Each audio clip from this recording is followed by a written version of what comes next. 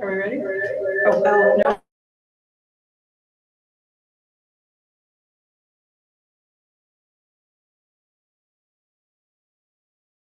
Is it good now?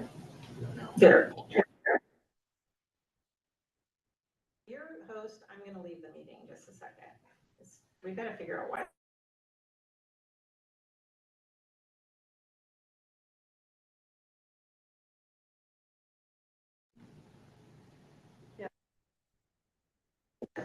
Okay, I think we're good now.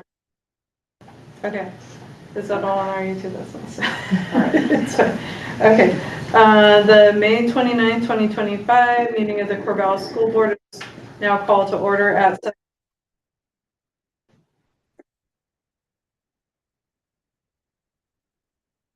difficulties. 1 second.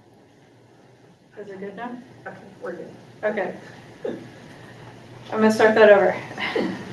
The May 29th, 2025 meeting of the Corvallis School Board is now called to order at 7:05 p.m.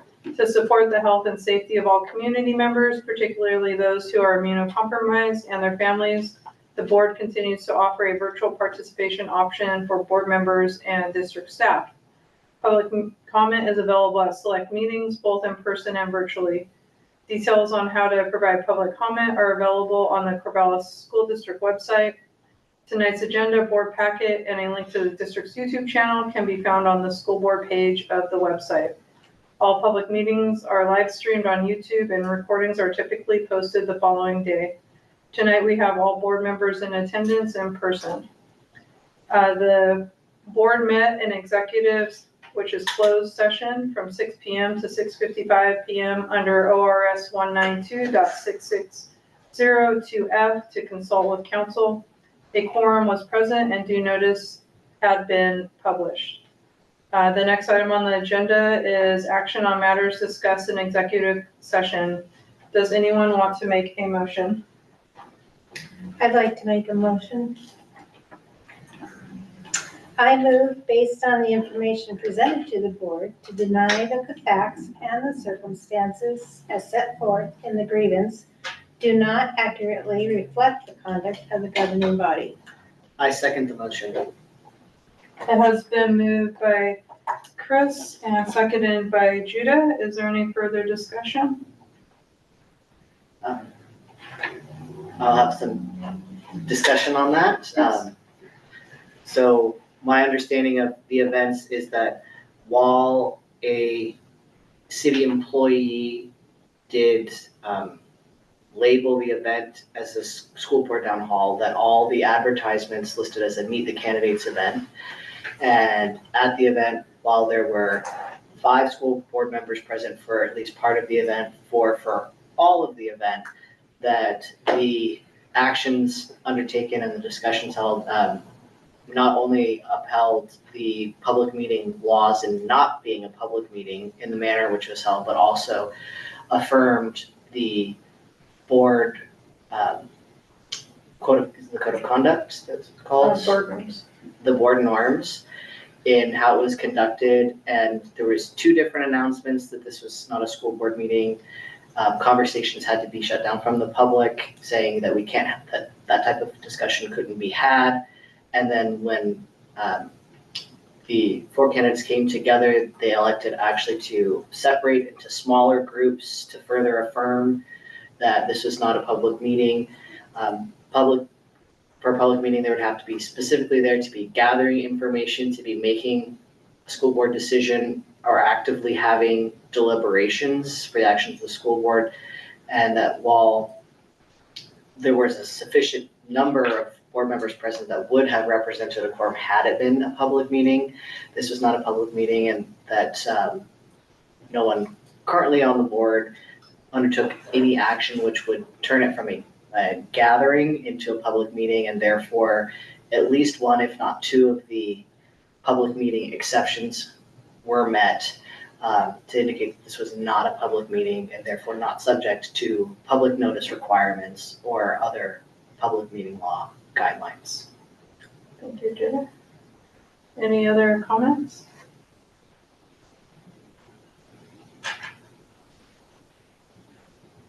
I have one comment, and just the, as Judah explained, that there's more than 3 board members in a room does not always equal a public meeting by our presence, and I think that's really important for the community to remember, because they do see us at events at schools, they see us at graduations, they see us at places in the community, and there may be more than 3 of us at a time, but that doesn't equal automatically a public meeting is occurring, and so I just wanted to share that as well in case folks see us in the future as well. Any further comments?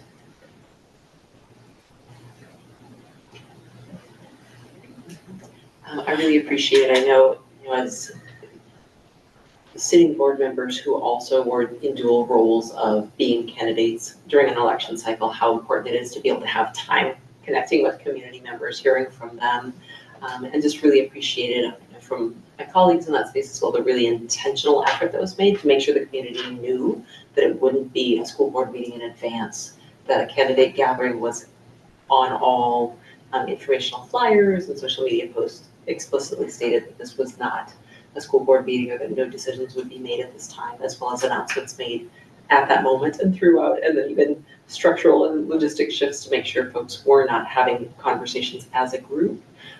Just really appreciated the attention and care that folks who were involved, including myself, brought to that space to make sure as well as possible the community also knew that the intention that this was not a school board meeting was really explicit. Thanks, Shauna. Any additional comments? I would add just that as the non-candidate board member who did attend, I appreciated the opportunity that particularly Lou took to use it as a format for public education about what it means to have a public meeting, in specifically calling out why we can't have certain kinds of discourse. We had students present, students from our community who attended, and that seems like a really important and teachable moment to represent for them civic engagement, community interaction without crossing the line of holding a public meeting, and to do that in such a deliberate and teachable way for folks that were present. I think they had the opportunity, whether they took it or not, they had the opportunity to leave with clear understanding about what the purpose of public meeting law is. That is something that my observation of our chair is that is an opportunity that she takes at every turn, and this was not any different. It was a campaign event, it was still a teachable moment. And I've seen that happen in our board meetings when conversations turn to something where the community might not understand. It would be presumptuous to think that they would understand, and pausing and offering context and explanation. That's exactly what happened in that space as well, and it was handled very tactfully, even when folks that were present wanted to continue with questions that couldn't be handled in that particular context. So I appreciate that, I appreciated you. I think that for folks that wanted to, they left learning. So I'm glad for that, and I think we did well as a board. I think you did well as a leader in that space. I want to really give credit to my colleagues and for their commitment for professional development. I think this board have invested in understanding the nuances of how we can commit to engage with the community and also refrain from having any deliberation away from public with public notice, balancing between doing business under the law, which means we meet in a time and place and manner that is noticed to the public, and at the same time engage with the community, listen, whether as individuals, candidates, or board members, I think is important. And establishing that healthy balance, I believe, would not have been possible without the commitments from my colleagues, attending OSBA conferences and professional developments where we actually learn about those nuances. And I invite community members to reach out to us and access any resources OSBA provides. And also the Ethics Commission, they have lots of information that's available for folks to see about their opinions on the law and also describing situations in the law. So folks can understand what the chair have shared in terms of the difference between community engagement as a collective or individuals from one stand and from another stand, conducting a business a public meeting.